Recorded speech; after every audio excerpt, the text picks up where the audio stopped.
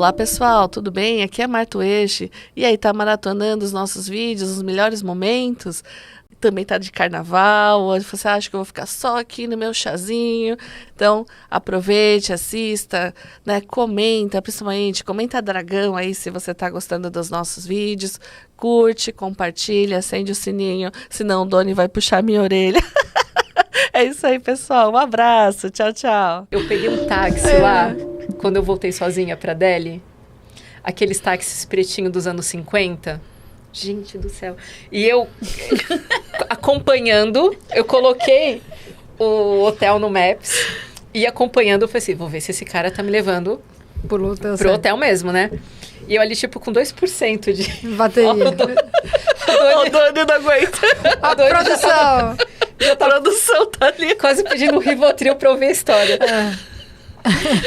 E eu com 2% de bateria, com 2 malas, assim, não, tava com uma mala só, né? Nessa altura eu tava com uma mala só. E o cara lá dirigindo, e aí o cara parou num lugar, imagina ali, tipo, a marginal no meio dos viadutos, que tem, sabe, as comunidades ali em volta, o cara me parou num lugar daquele e desceu do táxi. E ele falou assim, eu preciso pegar um ticket e já volto. Porque o hotel, ele ficava numa... É como se fosse São Paulo, Guarulhos. Tá. Muito perto. E o hotel ficava nesse Guarulhos indiano, né? Que, na verdade, é um polo de hospitais. Tem mais de 40 hospitais e clínicas num bairro chamado... Um distrito chamado Gurgaon. E ele falou assim, eu vou parar aqui que eu preciso pegar um ticket. Acho que para poder passar para outra área. E eu só assim, eu falei assim, Você vai me deixar no carro? Não, eu não sabia se eu tinha mais medo de ficar sozinha no carro ou ele voltar com mais não sei quantas pessoas. E eu só pensando numa rota de fuga. Eu, com este tamanho todo, pensando assim, gente... E eu ficava assim, tipo, será que ele tá vindo sozinho, tá vindo acompanhar? No fim, o cara tava falando a verdade. Ele voltou com o ticket, me deixou no hotel. Deu tudo certo. Sobrevivi. Spoiler, sobrevivi.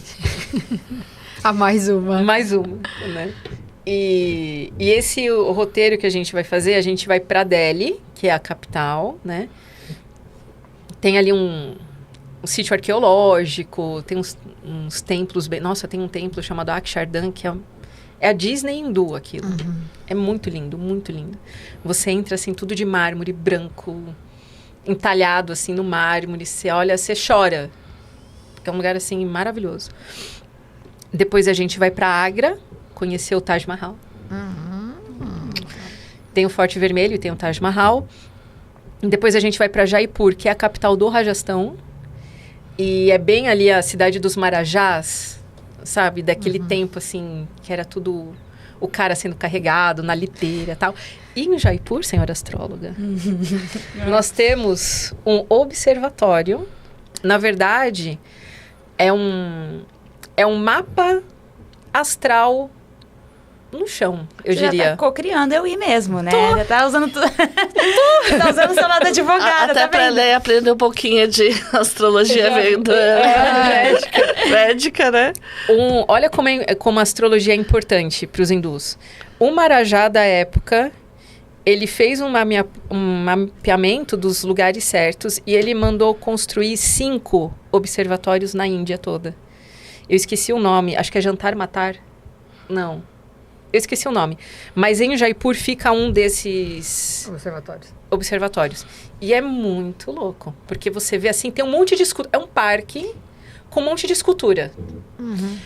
Quando o sol bate naquela pilastra, é porque ele entrou no signo de Peixes. Que demais. Arrepiei de novo. Aí você olha, eu vou te mandar a foto que eu tenho. Tem um buracão assim no chão, com uma rede em cima e uma pecinha. Quando a sombra daquela pecinha bate em tal quadrante, é porque, sei lá, Urano tá na casa de não sei quem. Então, assim, você faz a leitura ali na projeção. Vivenciando. É. Amei. É que eu não entendo, né? Mas, assim, se você quiser passar uma tarde lá... Aqui fazemos cocriações. Né? É uma cocriação que já tá acontecendo. Mas tem esse já observatório. Consigo me ver lá com você. Certeza. Tem esse observatório sensacional. Olha lá, qual saiu? Ganeshinha, conquista. Mais um sinal. Conquista. Tem o Templo dos Macacos também, que é um templo datado de 1500, que é no meio de uma rocha. É uma rocha. E você entra e tem 2 espécies de macacos. E elas meio que não se misturam. Uma fica embaixo, outra fica em cima. E você vai... Gente, ali também é de arrepiar. E a gente termina o dia assistindo uma cerimônia arte num templo chamado Birla Mandir. Um templo que fica assim no alto da colina, também tudo de mármore. E esse templo... Eu já fui 2 vezes lá. Eu entro e eu choro. E já tá chorando de novo. Já vou chorar. Vem falar da Índia chorar. Porque para eles... E os indianos, eles vão muito nos detalhes. Uns detalhes assim que a gente nem imagina o porquê. E uma coisa que eu acho muito legal na cultura hindu, que nada é aleatório. Tipo, eu vou colocar esse celular aqui porque fica bonito aqui, né? Uma família de industriais da Índia chamada Birla. Eles... Inclusive, foi a família que acolheu Gandhi, depois que acabou todo lá aquele auê. O filho prometeu construir um templo para os pais. É o templo Lakshmanarayan, Birla Templo, que fica em Jaipur. Então, é um templo todo branco, de mármore, coisa mais linda. E se você tá de frente, né, eu tô aqui, olhando para a entrada do templo. Nas minhas costas, num nível abaixo do templo, tem uma estátua do pai e da mãe dele em reverência ao templo. E assim, eles estão abaixo do nível. Então, assim, uma coisa de reverência mesmo.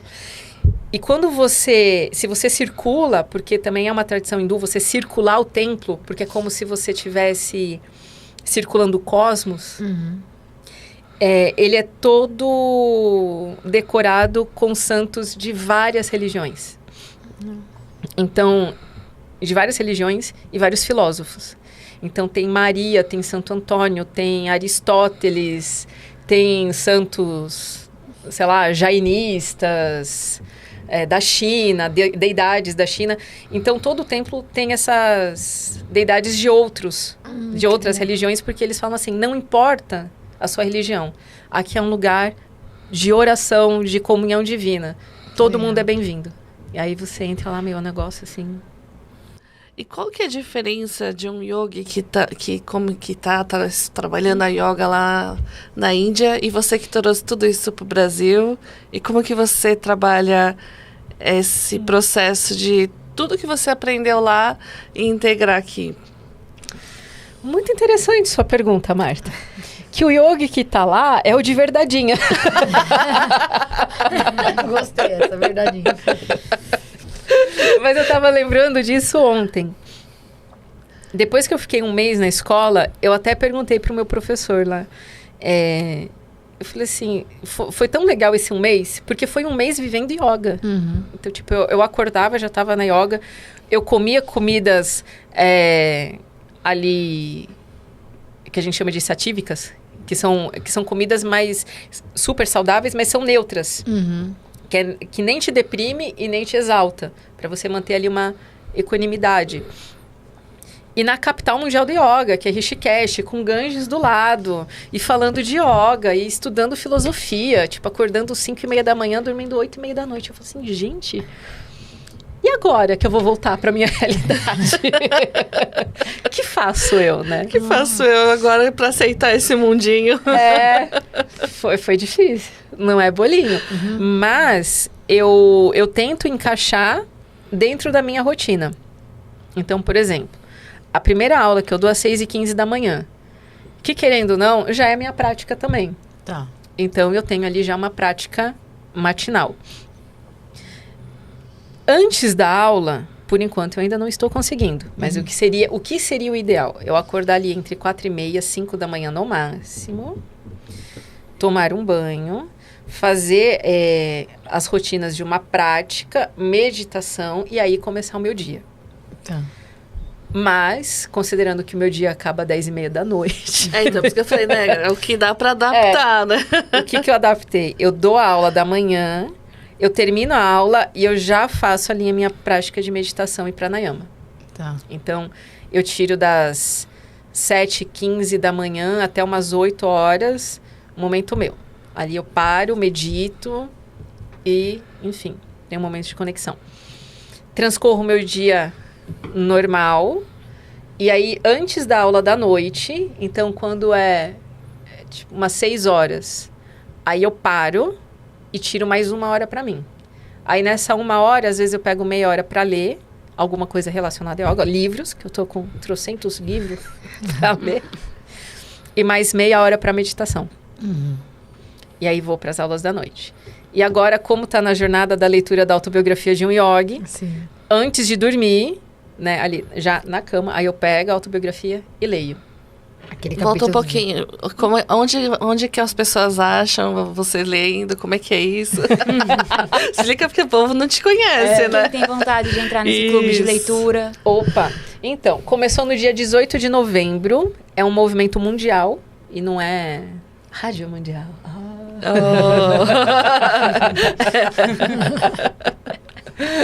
Já pensou? Aí faz o corte, é o movimento da rádio mundial, né? É da vibe. Vibe. Mas podia ser também, ó, Doni, fica a dica. É um movimento mundial que começa no dia 18 de novembro de ler um capítulo por dia da autobiografia de um yogi. E aí o livro é finalizado no dia 5 de janeiro, que é a data de nascimento do Yogananda, né? Mas dá tempo, né? E aí a minha intenção é um grupo no WhatsApp e o pessoal troca figurinha, porque lá tem muita coisa sobre a cultura hindu, né? E toda vez, é o 5º ano, né, acho que é o 4º ano em seguida que eu tô fazendo essa leitura aí de um capítulo por dia. E cada ano você vai tendo percepções diferentes, você vai se aprofundando. Manda aí o número do zap, G. 11 91856 Jesus. Esqueceu o número do WhatsApp. 9363. Muito bem. E se alguém Vou quiser até- entrar agora, pegar o livro durante durante a jornada, dá para acompanhar ou um Dá. capítulo? Dá? Dá, vai ter que... É que assim, a intenção ali é fazer de uma forma leve. Então, assim, não tem punição, não tem cobrança. Vai ganhar Você estrelinha. não leu. quem lê. Você estava fazendo que você não leu? Ah, Lembrei. É isso mesmo. 11 91856 9363. muito bem. A E Regina dá pra Amaral, acompanhar. ela comentou assim: voltar à realidade com choque de energias é o desafio do verdadeiro yogi. É verdade. Então, E baita choque que eu tomei quando eu voltei, né, Marta? Que foi o verdadeiro comer, eu fiz rezar, da lascar. Amara ao contrário, né? Lascar. Comer, rezar, lascar. Mas é muito difícil. É muito difícil. É muito Imagina, difícil. um mês nessa rotina, né? Aí chega... até a energia, né? Porque a energia de lá é totalmente diferente. Quando eu fiquei 15 dias, já foi muito difícil pra mim voltar. Tá. Porque assim, o corpo voltou. Mas a alma ficou... a alma ficou lá. E eu pensava, eu voltei meio virada no Jiraya. Eu pensava assim, o que eu tô fazendo aqui? Essa vida de trânsito, ficar o dia inteiro sentada aqui. Eu esse quero estudar Yogananda. E na época eu advogava, o escritório que eu trabalhava, eu advogava pra banco. Aham. Eu falei assim, coisa inútil, sem propósito, advogar pra banco. Não que os bancos não merecem, todo mundo merece, tá, gente? Mas assim, eu não senti um propósito, Sim. sabe? Aí eu falei assim, Por quê, né? nossa, assim, foi muito... Eu chorava quase todo dia. Os meus alunos perguntavam, Gi, como que foi a viagem? Chorava. Eu não podia falar da Índia, que eu chorava. E os indianos também, eles não ajudam. Porque daí tinha um mocinho que era tipo faz tudo. Ah, sei. A Severina. Lá da escola. Aí eles mandavam mensagem, oi, Gi, tudo bem? Você tá bem? Não, eu quero voltar pra Índia. Hoje, Foi difícil. pegando um gancho aí do que você falou, né, dessa questão da sua outra vida, de advogar para bancos e tal, tem um trabalho que você faz da yoga, né, para as empresas. E a gente adora levar coisas alternativas para empresas, porque, na verdade, as empresas são feitas de pessoas. Sem pessoas não existe empresa. Enquanto melhor elas estão, quanto mais, né, as empresas se preocupam com o bem-estar, melhor para elas. Como é que é levar essa cultura, né, da yoga, esse trabalho todo que você faz de conscientização para o mundo corporativo? Como é que é isso? Conta pra gente um pouquinho. É difícil. É difícil? É difícil. Porque, por exemplo, sei lá, vamos simplificar, né? O Tá. chefe fala, quero trazer algo diferente para os meus funcionários. Então, eu quero trazer aqui um momento para eles moverem, né? Movimentarem o corpo, eu quero uma meditação, ou um relaxamento, que dependendo do espaço que a empresa tem, dá para fazer um relaxamento, o pessoal deita mesmo no chão, solta e tal. Mas os funcionários não se permitem se entregar mesmo. Tá. Tanto que eu lembro uma vez que eu fui... Eu fiz ali uma pequena aula de yoga, no final dei um relaxamento. E a pessoa com aqueles smartwatch, aí o negócio vibra e ela relaxada assim. Não, aí você tá, né? E as pessoas não... não sei se é uma falta de confiança, porque as pessoas não confiam, né? Não sei. Mas, por exemplo, deita, solta bem o seu corpo e fecha os olhos. É a mesma coisa que você fala assim... Vire um cão de guarda, fica alerta.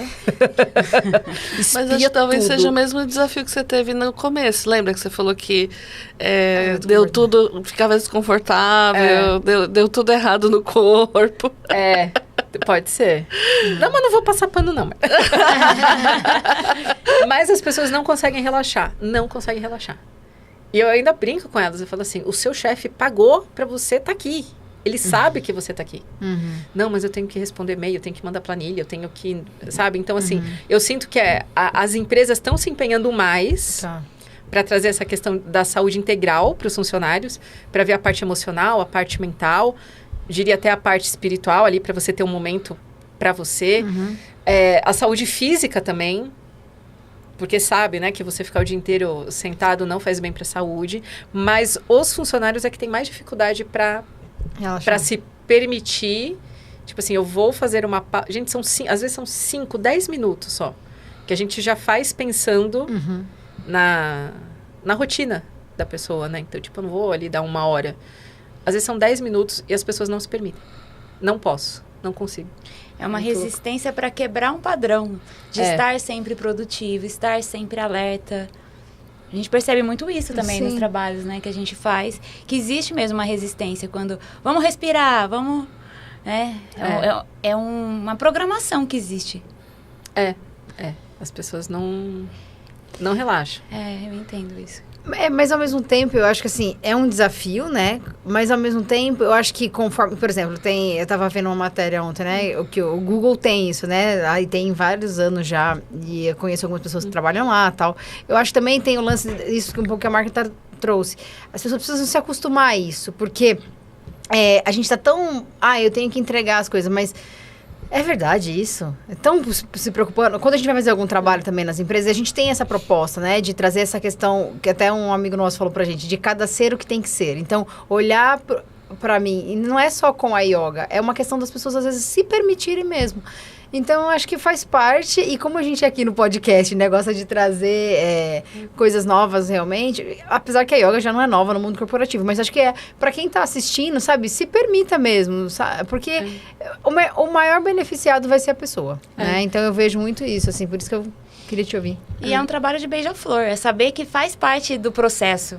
Eu também, quando eu me olho no passado, eu tinha um pouco de resistência, até ir entrando em contato com a respiração e tudo mais, né? Então, faz parte do processo. Trazer a metáfora do beija-flor, né? É muito isso, o seu trabalho. E depois que o pessoal participa, eles falam, nossa, eu tô me sentindo tão bem. Mas a adesão é alta, só que na hora do processo que todo mundo fica ali, não vou fazer. Olha, às vezes não. Não? Não. Às vezes a adesão não é alta, que as pessoas não param. Eu lembro que eu fui numa empresa... E a gente ia fazer um pequeno alongamento ali nas baias mesmo, né? E a pessoa do RH passava e falava assim, gente, 5 minutinhos, vamos fazer um alongamento para dar uma soltada no corpo e tal. Ninguém ia. Aí teve uma sessão lá que eu achei sensacional. Que a chefe chegou, né? A líder ali da... Aí ela falou assim, vocês vão fazer! Depois vocês ficam falando, não tem nada. Agora tem. Levanta. A menina acordou cedo pra estar aqui. Vocês vão levantar. Amorosamente. Com ódio, mas fizeram. Mas vai muito de empresa pra empresa. Tá. Tem lugar que, tipo, o pessoal já chega, se solta. Agora, não sei se se faz sentido para vocês. Mas empresas ligadas à tecnologia... Não, o pessoal não para. Não para. A gente tem casos assim temos também. Experiência assim. Hoje, mas quais são os principais... Beleza, a gente tá vendo, tem o desafio das pessoas, mas quais são os principais benefícios dessa prática da yoga dentro do mundo corporativo, por exemplo? Porque imagina que você tem algo ali para resolver. Você tem uma questão, uma planilha, uma demanda, tal. E além da sobrecarga do dia, né? Que você tem ali não sei quantas tarefas para fazer. Chega num momento que você se esgota. Que você pensa e você não consegue sair do lugar, né? Você se estressa. E a mente, ela funciona como uma xícara d'água, né? Então, como um copo d'água aqui. Se eu lotar esse copo de água e ficar jogando mais água, vai adiantar? O pensamento é a mesma coisa. Então, eu preciso resolver X coisa. Eu fico pensando, não acho uma saída. Quando você faz essa pequena pausa, que seja para você sair, tomar um ar, esticar a perna, tal, não é que você vai parar de pensar, mas você reseta um pouquinho a sua mente. Você diminui a velocidade dos seus pensamentos. Tá. Então, quando você para e controla a respiração e diminui a velocidade dos pensamentos, aquele insight que está lá no porão do teu cérebro, ele faz assim, oi. Né? Pois não, né? Então, essa é a importância dessas pausas, né? E é comprovado, quem faz yoga é mais feliz. Só quem pode interpretar o sonho é a pessoa que sonhou. Isso é importante, tá? O sonho é seu. Então, a gente tem técnicas de ajudar a pessoa a perceber o que ela tem de aprendizado com aquele sonho. Qual é a dica que o sonho está trazendo, tá? Mas ninguém interpreta nada. Não existe isso, né? Tem alguma experiência que você pode compartilhar com a gente de algum caso, de um sonho que você fez essa orientação e te marcou, assim? Eu não lembro de nada específico, mas eu lembro que eu tenho uma moça que trabalhava lá no hospital comigo, que ela era secretária, e a gente estava num café, e ela comentou, nossa, essa noite eu sonhei isso. E eu só falei uma frase. Ela ficou me olhando assim, porque na hora veio para ela o que ela não tinha percebido, entendeu? Porque às vezes você sonha. Eu lembro que uma vez, aliás... Lembrei agora que você falou. Uma vez no workshop lá com o Moss, era uma cena que eu tava com uns amigos num carro, acho que era tipo um Fusca vermelho, parado. E a gente tava ali. E aí eu tinha contado para ele esse sonho na hora do café da manhã, e daí na hora do coffee ele falou assim, a gente pode trabalhar seu sonho? Eu falei, pode, né? E aí ele trabalhou com a parte da teatralização. Tá? E aí o que acontece nesse trabalho dos sonhos? Você vai construindo o filme. Então, do carro apareceu um portão de uma construção, né? E ele foi pondo os elementos, as pessoas representando tudo, eu assistindo. E, na verdade, quando a gente chegou, era um alicerce de uma grande obra. Sabe aquela placa de concreto, fundação? Sim. Então, era simplesmente, eu estava fazendo a fundação de algo muito novo para mim. Então, assim, uma cena que não tem nada a ver, ela te leva para um negócio muito forte. É isso que é esse trabalho, entendeu? Você vai, ou num trabalho verbal, ou nessa coisa da teatralização, você vai construindo. E a pessoa vai te dizendo, não, como é que é isso? Tá, e depois? E aí ele vai pondo ali e você vai vendo acontecer. E só a pessoa pode ser a mestra do seu próprio sonho. Só a pessoa. E eu preciso fazer um processo para ir para esse lugar ou qualquer pessoa vai?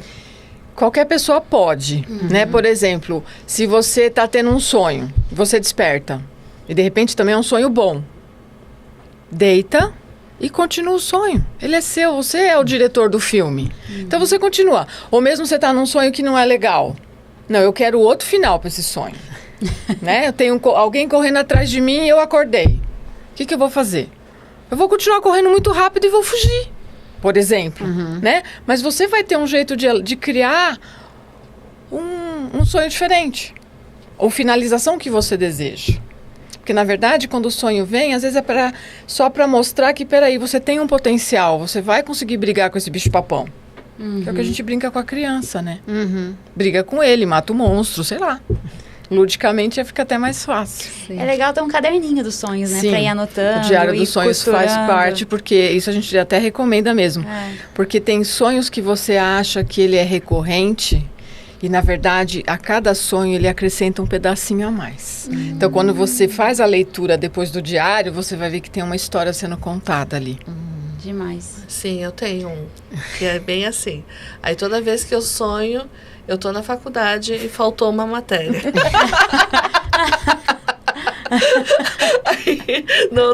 aí eu faço, aí não dá pra tirar o diploma. Aí eu volto, ai, não tirei o diploma, mas eu tô formada há 10 anos. Aí só que na outra vez que eu sonhei isso, aí eu falei, não, professor, tá aqui. Eu fiz. É, tá mas aqui. é isso mesmo. E acho que desse trabalho de sonhos também é interessante que você não trabalha só com o sonho da noite. Você pode fazer uma jornada.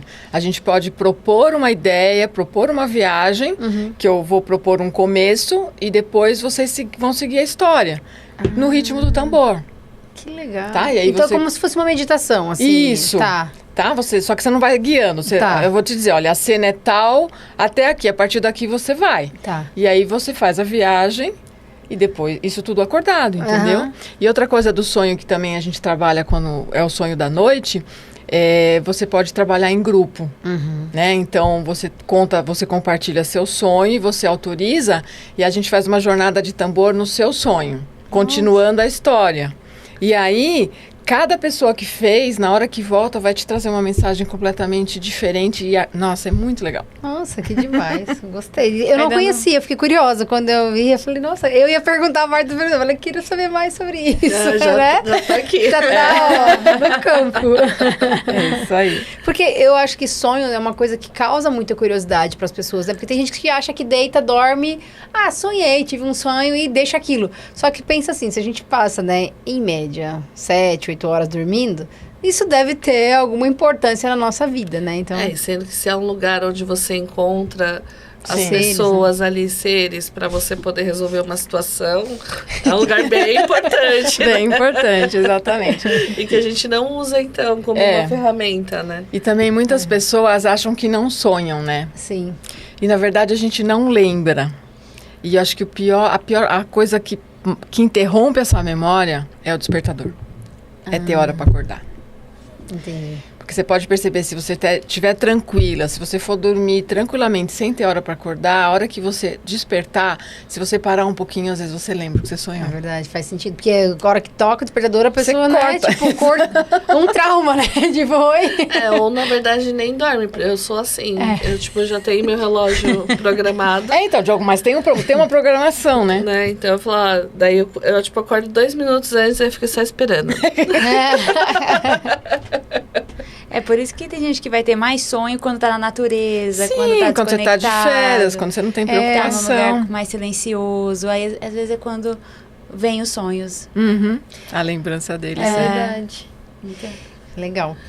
Vai, Martim. Não, é que a Selma também é aluna da Dragonlight, né?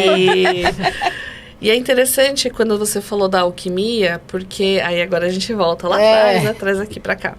Porque a alquimia dos dragões é bem diferente do que a alquimia tradicional e do que a química que você queria estudar, né? Então, eu queria que você explicasse um pouquinho pra gente como tá sendo essa experiência de você trabalhar com a química dos dragões e você já usava outros florais antes, né? Sim, eu já trabalhava com os florais de Saint-Germain.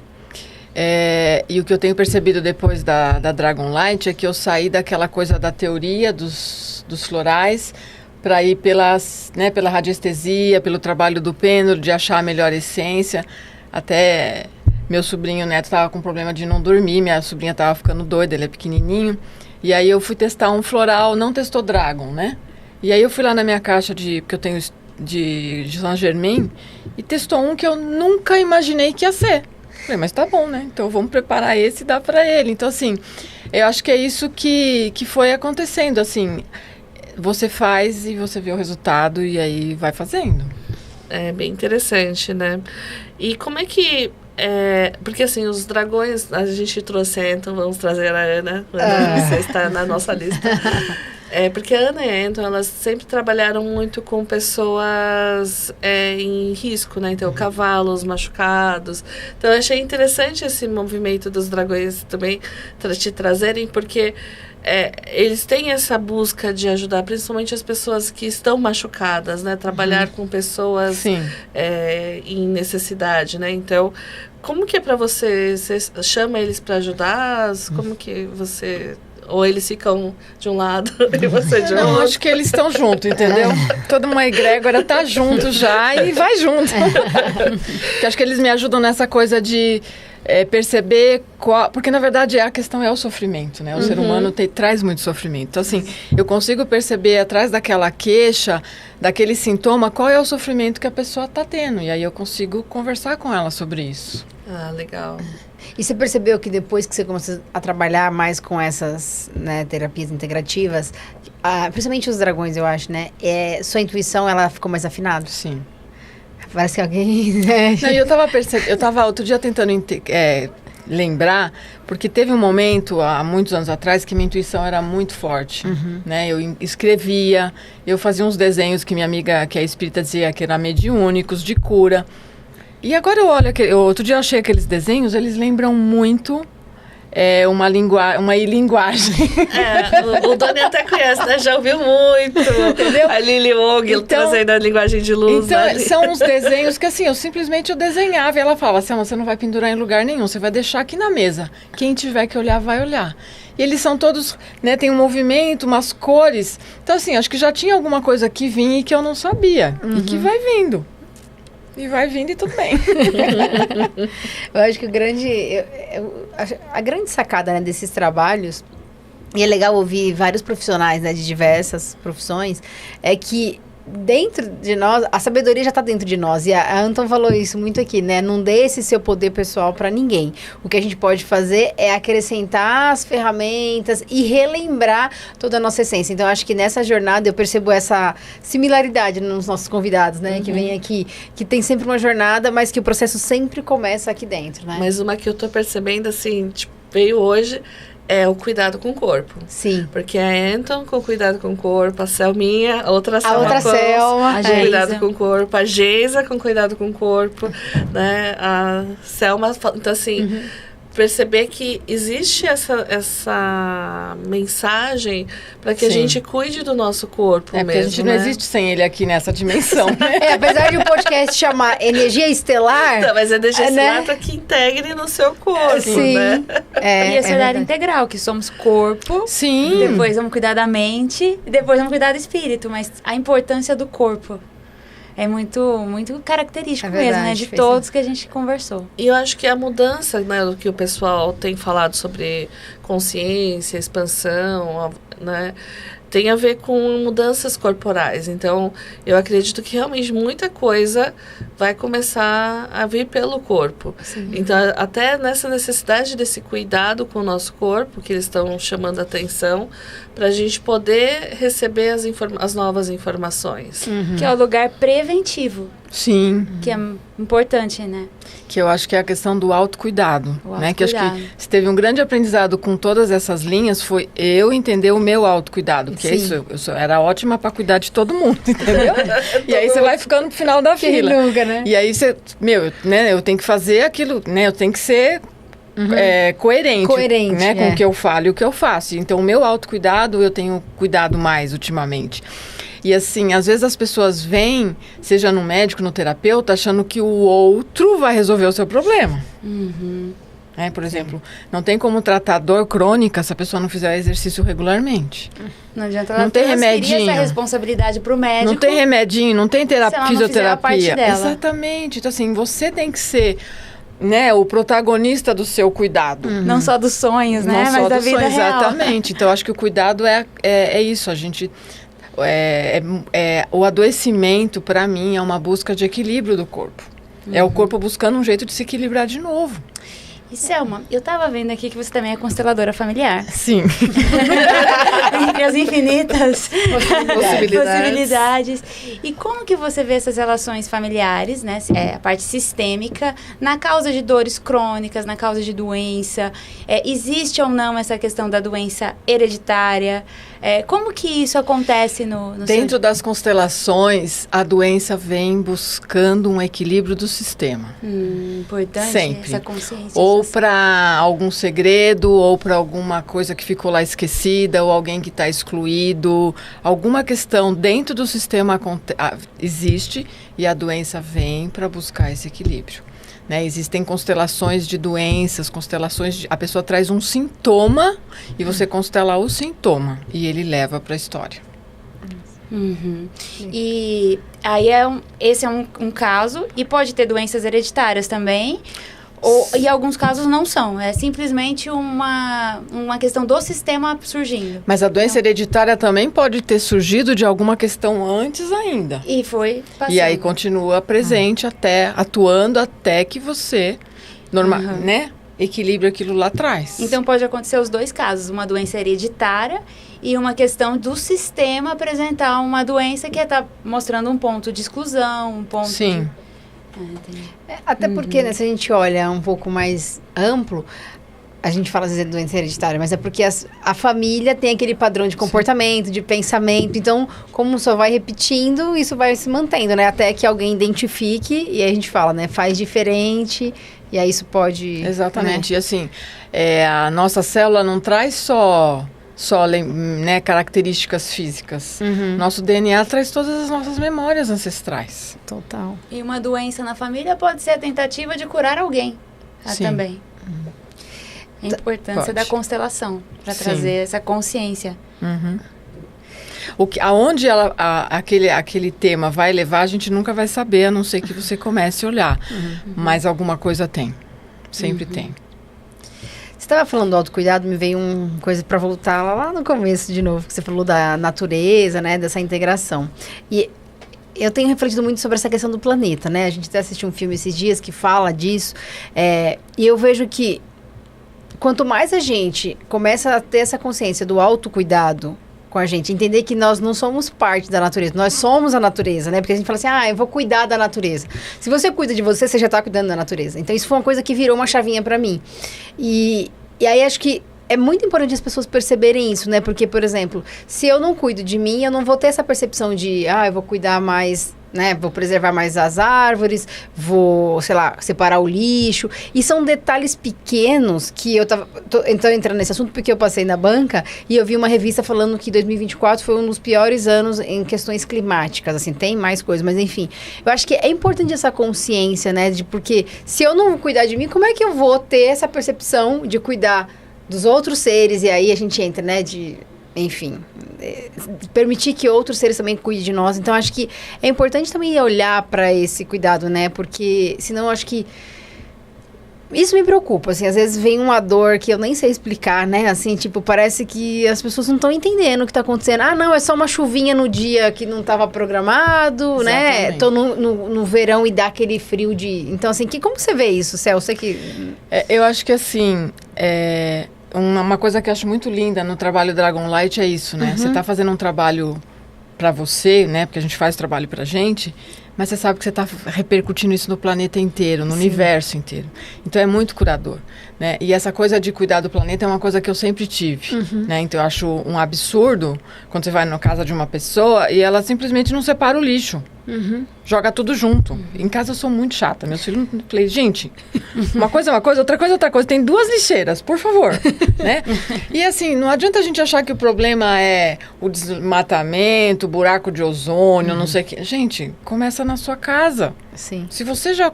Né? Eu falo assim, gente, eu posso ser o passarinho com a gota de água que apaga o incêndio na floresta. Sim. Mas a minha gotinha eu tô carregando. Sim. Né? Porque é isso, eu cuido desta casa, né? Que é o nosso corpo. Cuido da casa onde você mora, mas o planeta é a nossa casa. Sim. Então não adianta dizer que o problema é só o desmatamento, que é o agronegócio. Não, é tudo junto. O meu trabalho com a criança interior é a reconexão. É ensinar as pessoas a fazerem esse trabalho interno e conversar com essa criança interna, levar ela. para algum lugar. O modelo que eu faço o trabalho da criança interior foi através de um processo que nós fizemos. Eu morei um tempo numa montanha e a gente fazia um trabalho ali na comunidade rural. E a gente percebia a dificuldade era no começo, quando tinha só aquelas bonecas durinhas, a Suzy, né? Vocês nem vão lembrar de Suzy, a Barbie, vamos dizer que a Suzy é a Barbie, né? Então, aquela coisa concreta, e a gente quis trazer um novo conceito, né, de trabalho com essas bonecas. E pegamos a boneca da linha antroposófica. É a primeira boneca da linha antroposófica dos bebês. E essa foi uma experiência muito importante para mim. E eu entendi que isso seria um instrumento. Então, nesse meu trabalho, a própria pessoa vai, através de um workshop de 3 dias, construindo a sua própria criança. Né? Ela vai mergulhando e trabalhando com aqueles elementos que são muito delicados. Elas recebem um kitzinho de flanela, a lã, né, a lã cardada de carneiro, que é uma delícia, cheirosa, é delicada, e ela vai construindo, enquanto isso ela vai se envolvendo, né, com essa criança interior. E pode fazer isso no seu dia a dia, mas assim, é muito importante a gente lembrar que não é só o contato com a dor, mas é o contato com a qualidade dessa criança, com essa força dessa criança, essa criatividade que está lá. Então foi assim que começou. Né, através desse trabalho de trazer sensibilização para as crianças, mudar o contexto, né, de viver com aquelas bonequinhas durinhas que você mexe em tudo, e trazer essa coisa que é confortável, que é aconchegante. E ela é uma boneca de bebê pequenininho porque ela é quentinha, então ela fica encostadinha no bebê para manter aquele calor, né? A lãzinha, foi desse jeito que começou esse trabalho. E quais são os principais benefícios que você já constatou, né, nesse trabalho, nesses adultos que fazem esse trabalho da reconexão com a criança? Quais são os principais benefícios? Enfim, como que você enxerga isso? Eu acho que o primeiro benefício é a pessoa descobrir que existe isso. Importante, esse é o né? primeiro, né? Porque, assim, às vezes as pessoas entram nesse lugar do adulto, né? Com as tarefas e as necessidades, as expectativas, os desejos, e vai seguindo. Né? Então, ela está sempre olhando para um lugar que não é aqui. Então, quando você fala do seu eu, já é uma coisa, né, na psicologia, nas terapias. Mas quando você fala da criança, é mais fundo. Sim. Né? Não é esse seu eu emocional, as questões psicológicas, mas é mais fundo. É algo que está muito inconsciente. Então, quando a pessoa percebe, fala, nossa, tem isso dentro de mim, né? Quando ela começa a estabelecer. E muitas vezes ela não vai encontrar sempre a criança disponível. Né? Primeiro, esse contato é chegando devagarzinho, porque normalmente ela está lá muito encostadinha, às vezes emburradinha, né, no cantinho dela. E a ideia é você só dizer, eu estou aqui. Então, você se apresenta para a sua criança. É diferente de chamar ela, você se apresenta. E isso para as pessoas é estranho, porque parece que elas não tinham essa, né, concepção de que ela poderia fazer uma coisa dessa. Né? E aí sim, as coisas se revelam. Né? Então tem situações de pessoas que conseguem ter lembranças, e é interessante isso, né? A criança, como ela é pequenininha, a lembrança dela é uma coisa sempre diferente do concreto de agora. Então essa pessoa falava que ela via a mão do pai dela na fechadura no dia que ele saiu de casa, né? Então uma se lembra da dor que ela ficava encostadinha debaixo da mesa, né? E ela sentiu os passos da mãe em volta. Então são pequenos vislumbres que elas têm de imagem, mas que junto traz um conteúdo incrível. E aí a pessoa percebe, né? Como que na vida dela esse medo do abandono, esse medo de que alguém saia pela porta e não volte nunca mais, como que isso vai interferir? E como que ela cria situações na vida dela que repetem esse padrão para ela, inclusive, ultrapassar. Né? Nossa, dá tema de terapia depois disso, né? Mas é interessante, porque às vezes você não tem mais percepção de que você é adulto e o quanto aquilo já não seria tão doloroso para tua criança, mas é doloroso porque você tá na dor da criança, né? Exatamente, Marta. Isso aí é a coisa muito, né, real. Porque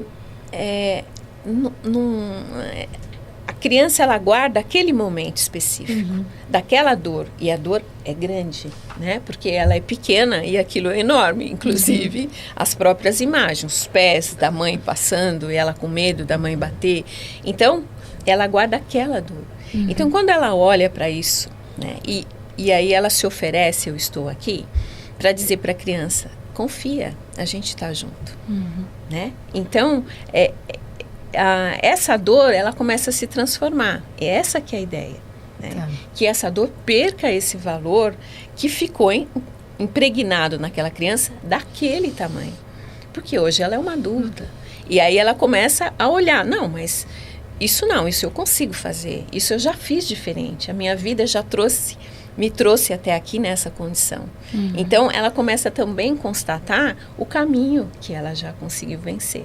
E estando em contato com essa criança, ela vai cada vez mais se abrindo, né? Por exemplo, tem pessoas que têm muito medo de coisas novas. Isso acontece muito e a criança está muito relacionada com isso. Aliás, ela está relacionada com tudo, mas o medo das coisas novas, né, é aquela insegurança do bebê, né, que ficou sozinho, que não teve a atenção que ela queria. E uma coisa também muito importante, né, Marta, que eu sempre costumo dizer, é que assim, às vezes as pessoas pegam esses conceitos e abraçam isso como, é a minha criança ferida, como se justificando a vida. Né? E vai passar a vida inteira falando que o pai e a mãe fizeram isso ou não fizeram isso. Né? Então, a ideia é o seguinte, quantos anos você tem? Como é a sua vida? Né? Você é dono dela agora, então toma a sua rédea. E você mesmo dá a maternagem e a paternagem que essa criança não teve. Você assume a responsabilidade sobre a sua criança. É a sua vez. Né? Papai não conseguiu, mamãe não pôde. Então, é assim que é. Então, essa realidade também precisa ser constatada. Porque senão a criança vai passar a vida inteira, o adulto vai passar a vida inteira se justificando na dor da criança. Num processo de vitimização, né? Entende? Então, é muito importante esse conceito que as pessoas possam E é uma entrega, porque é um diálogo interno o tempo inteiro. Né? Nós, enquanto terapeutas, a gente vai estimulando, vai trazendo elementos, né? Às vezes... Trazer mesmo, porque a pessoa está tão desconectada. Tá bom, pega uma fotografia dessa criança. Escolhe uma, põe lá na sua mesa. O que você gostava?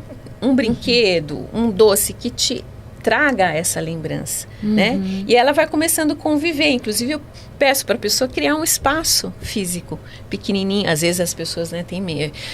O marido, o que vai pensar disso? Estou fazendo um altar para minha criança. Agora você vai ver que ela existe. Eu falei que ela estava aqui. Mas é uma forma, gente, de materializar e simbolizar. E começar sempre a relembrar que é possível esse contato, né? É o lance da curiosidade, né? A criança é extremamente curiosa. E a gente vai crescendo, às vezes, vai ficando...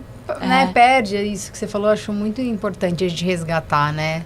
Hoje eu acho que tá menos, mas tinha uma época nos anos 2010, assim, os executivos eram muito duros, né? Ainda. Então era muito engraçado quando você vê alguém desses executivos chegando e trabalhando a criança interior, né? Sim. Porque às vezes muita gente tem essa rigidez exatamente como uma defesa da criança, né? Lá nas vivências xamânicas, né, que a gente fazia no Cambará, fez durante muitos anos, mais de 20, o trabalho da criança interior, porque os homens normalmente não se apresentam para trabalhos muito profundos. Mas falou xamanismo, aí muda de ideia. Então parece que ali eles podem ir. Então a gente realmente recebia grandes executivos, às vezes diretores de empresa, dono de tudo, né? Então, primeiro, né, sentar no chão, já cria todo aquele ambiente que vai cortando tudo que para ele é segurança.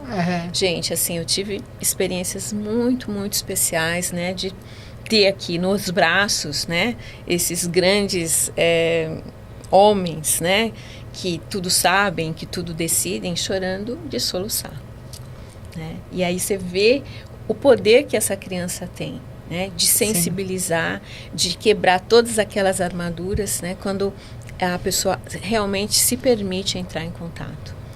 Você está falando isso, eu lembrei de um caso.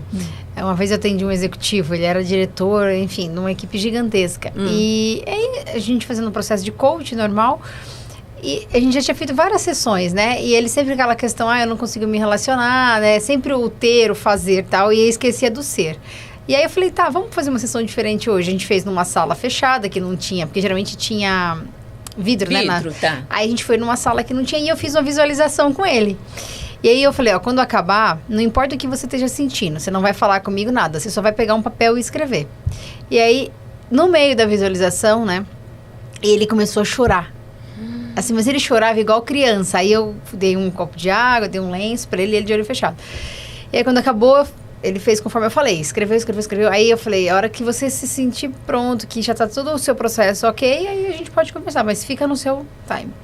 Aí quando acabou, ele falou assim pra mim, eu falei, não, ele falou assim, Ju, eu nunca tinha me dado conta que a minha vida inteira eu só me preocupei com o ter e com o fazer. Eu nunca parei para pensar no ser, quem eu era. E hoje eu tenho tudo que eu quero, né, uma família e tal, não sei o quê, mas eu não faço o que eu gostaria de fazer, assim, do ponto de vista do ser. Sim. E aí ele começou a fazer aula de dança, várias coisas. E aí até a esposa dele falou assim, o que aconteceu, né? Foi fazer coaching empresarial, voltou outro homem. Mas enfim, porque ele entrou, e aí ele trouxe alguns relatos, que eu não vou falar aqui, mas ele trouxe relatos da criança dele mesmo. E aí ele teve esse resgate aí. Agora você falou, lembrei, faz muitos anos isso. E é isso mesmo, e o cara era o cara que decidia tudo e tal, mas ele nunca tinha entrado em contato com isso. E aí foi legal, porque depois, o que ele começou a fazer? Ele marcava reuniões com as equipes e almoços, que ele não fazia, ele só ia, fazia o trabalho, mas ele não tinha essa relação, porque ele não deixava essa abertura. E aí o pessoal falava assim pra mim, nossa, o que você fez? Agora ele chama a gente pra almoçar, ele chama a gente pra tomar café. Eu falei, eu não fiz nada, foi ele aí que, enfim, se permitiu. Então, é muito profundo isso, né? Eu lembrei desse caso agora, bem antigo, mas... me tocou muito isso, assim, porque é aquele lance, né? Tipo, esqueci de quem eu era, da minha criança aqui, da vontade de sonhar, né? Acho que traz muito essa questão, esse lance da criança, né? E eu gostaria também de incluir aqui os filhos desses pais e dessas mães que fazem esse trabalho. E eu tive uma experiência muito incrível de uma paciente, inclusive minha, e os filhos dela adotaram aquele bebê. E elas falaram, não, essa aqui é a criança interior da minha mãe. Porque eles vão embora com aquela bonequinha que eles fizeram, né? E aí, esse menino dá carona para uma outra criança e o menino, né, que é amiguinho dele, falou assim, mas como que você fica aí com essa bonequinha toda cor-de-rosa, toda flu-flu, que é uma coisinha muito... Aí ele falou assim... Não é uma boneca, essa é a criança interior da minha mãe e eu vou cuidar dela. Eu vou ajudar a minha mãe a cuidar da criança interior. É uma coisa tão linda, porque também, né, de outros relatos, você percebe um pai executivo chegando com uma boneca, né, na casa com os filhos. Isso faz muita diferença. Então, tem uma oportunidade também dos filhos chegarem, né, até esses pais, né, e até essas mães também, claro, nessa sensibilidade que o elo da criança aparece. Aliás, curta, comente, compartilha nas nossas redes sociais. Se inscreve nos canais. Você estava falando esse lance das mães, né, tal. Tem um trabalho que você faz com o feminino também, né? Sim. Esse trabalho é um trabalho bastante intenso, né? Eu trabalho com o feminino com base naquele livro Mulheres que Correm com os Lobos, né? E esse livro tem 30 anos, quando eu nem sei quantos anos que esse livro tem. Eu mesmo tenho ele desde... Ele falou que ele não é um best-seller, que ele fica eterno, né? Já. Porque ela teve uma capacidade, uma sensibilidade incrível de trazer isso também com histórias. Porque histórias te dá a oportunidade de você viver algo que não é seu, mas no espelho você consegue compreender aquilo, né? E também a maneira que ela descreve, né, e que ela propõe dos exercícios. Então eu tive, inclusive, vários, mas tive um específico de 3 anos e pouco, num grupo que seguiu nesses 3 anos, e a gente leu o livro da primeira página à última, E então eu sempre fiz encontros, né, de um dia inteiro, com experiências, com vivências, e as pessoas então leem o livro antes, chegam lá e eu vou propondo essas reflexões. Gente, é um caminho muito especial, né? Um caminho, por quê? Eu sinto assim, começou essa onda do feminino de uma forma muito profunda, né? Vamos pensar bem, quando começou a falar inclusive do xamanismo, globalização, aí entra esse conceito da mãe terra, do feminino, né? Então entra uma força mesmo do feminino como sustentação, com esse olhar. E a gente começa a entrar para essa questão dos direitos das mulheres, né? Do olhar para sair dessa questão do machismo, né? Mas acontece que tem uma cisão, né? Que para mim é bem difícil de compreender, porque tem uma linha do feminismo que vai fazer o mesmo que o machismo fez, né? Que é negar, né? O outro lado, que é querer destruir o outro lado, que é querer, né, competir com o outro lado. Então eu entendo que o feminino é essa coisa que é redonda, é a inclusão, é o lugar do equilíbrio, né? E isso é o poder do feminino, do equilíbrio. Então é um momento muito importante da gente entender que sim, devemos e precisamos, e tem pessoas que ainda vivem situações muito grotescas, né, com relação a um masculino muito cruel, né? Então, em todos os lugares, nas relações, nas empresas, ainda existe muito isso. Mas nós que já estamos num lugar onde a gente pôde ter essa possibilidade de diferenciada, de proclamar esse feminino mais profundo, eu acho que a responsabilidade é maior ainda do equilíbrio. E o masculino é muito bem-vindo. Né? Aliás, o masculino e o feminino dentro de nós mesmas. Então, assim, as dores do feminino são muito profundas, né? A maioria, a sensação de solidão e de abandono, e o mergulho, às vezes, muito profundo nas dores, né, desse feminino que não consegue apalpar o que é que sente. Por isso que tão importante, né, por exemplo, uma base como um livro, uma história, um conto, que ajuda você a se estruturar nesse caminho, para dar sustentação, né? Porque senão o feminino, ele se dilui muito. E aí como que a gente pega? Né? Então precisa trazer mesmo esse lugar, né, do centramento e da força do poder, né, que o feminino tem. E é isso que eu entendo que está um pouco perdido, né? Meu trabalho sempre foi buscar essa sensibilização, esse lugar de compreender que a primeira parte do feminino, né, interno também, é dar essa sustentação para a gente, né, enquanto mulher na vida, no dia a dia. É conhecer esse lugar e realmente experimentar essa abertura, esse lugar onde é o próprio útero, né? Porque a mãe faz isso. Então, se a gente tiver essa qualidade sensível, essa qualidade amorosa, né? E trazer sempre, né, a qualidade do amor para todas as coisas, de um olhar mais amoroso para todas as coisas, vai facilitar muito. E eu penso que isso é o nosso feminino, o poder desse feminino. Né? Fora fazer o que a gente vai fazer. Porque o nosso masculino é muito firme, né? A gente fazendo as pazes, a gente segue, né? Sim. Falando dos contos, é como se você desse arquétipos para tangibilizar as histórias, assim. E aí elas se identificam para trazer uma solução? Isso. Seria aí mais ou menos isso? Vamos lá, né? Tem um deles que chama Resgate da Intuição, da Vasalisa. E eu criei, né, lá no Cambará também, uma jornada desse feminino. Então, esse resgate da intuição, ele trabalha com diversos desafios, né, que essa criança ela vai precisar viver, né?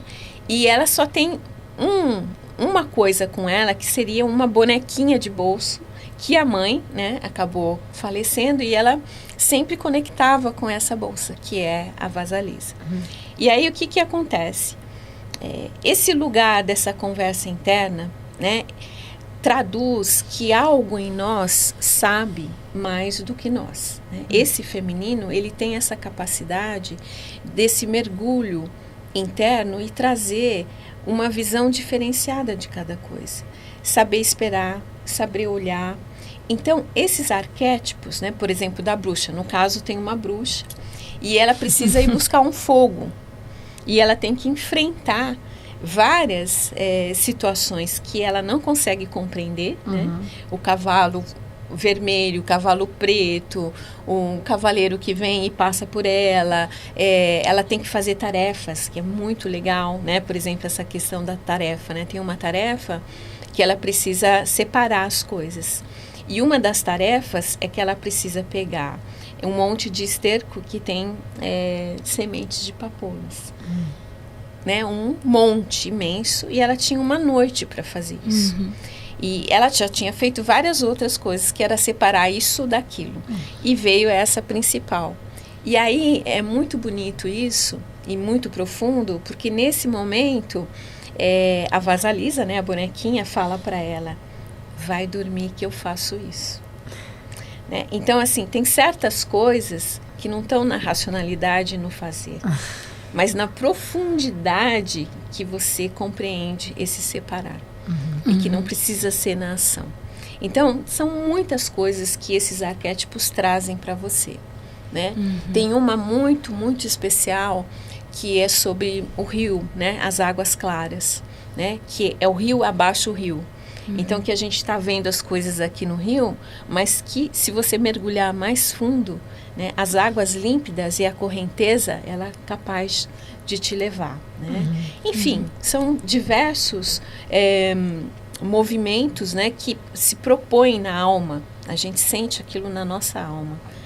Esses movimentos que os arquétipos trazem para você despertar para isso. Né? E cada um vai sentindo na medida que consegue na própria vida. Né? E aí, tá maratonando os nossos vídeos, os melhores momentos? Comenta dragão aí se você tá gostando dos nossos vídeos. Curte, compartilha, acende o sininho, senão o Doni vai puxar minha orelha. É isso aí, pessoal. Um abraço. Tchau, tchau.